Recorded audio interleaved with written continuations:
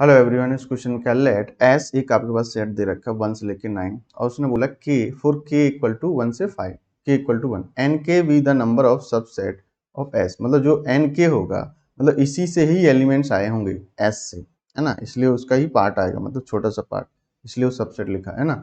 Each containing the elements out of the which exactly के is the odd, है ना, then the n1 plus n2। जैसे n1 की बात करूंगा तो इसका मतलब one odd number, one odd, है ना। और अगर n2 का मतलब होता है टू ऑड, ऐसा। ये n3 का मतलब थ्री ऑड। और आपको क्या है, कंटेनिंग 5 डिजिट का नंबर बनाना है तो टू ऑड है, ध्यान सुनिएगा। तो सबसे पहले मैं इसमें से आपसे ऑड का नंबर का बता देता हूँ, ऑड कितनी है, इवन कितना। ऑड कितना है आपका 1 3 5 7 9। इवन कितने हैं 2 4 6 और 8, राइट। तो चार इवन है, ये 5 हैं और ये 4 है। ध्यान सुनिएगा।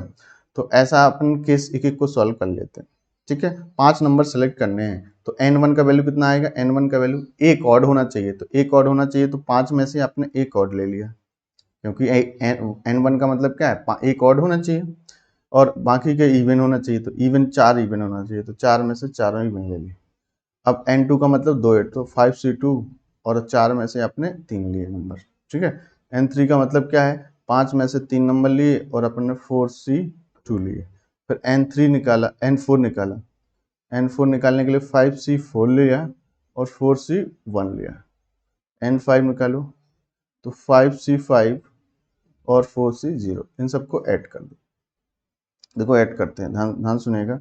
एक तो आप फॉर्मूला से ऐड कर सकते हैं या फिर इनको अलग अलग सॉल्व करो। तो 5c4 5 होता है और 4c1 होता है, और 5c2 कितना, 5 इंटू 4 तो 10 आएगा जी, और यहाँ पे कितना आ जाएगा 4 आ जाएगा।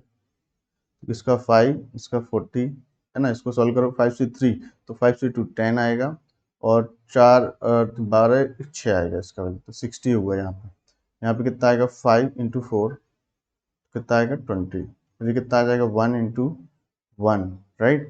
तो कितना आएगा 1, इन सबको ऐड करो तो कितना आएगा 45। ये 105 105 105 105 को ऐड करो 125 126 आंसर, ठीक है।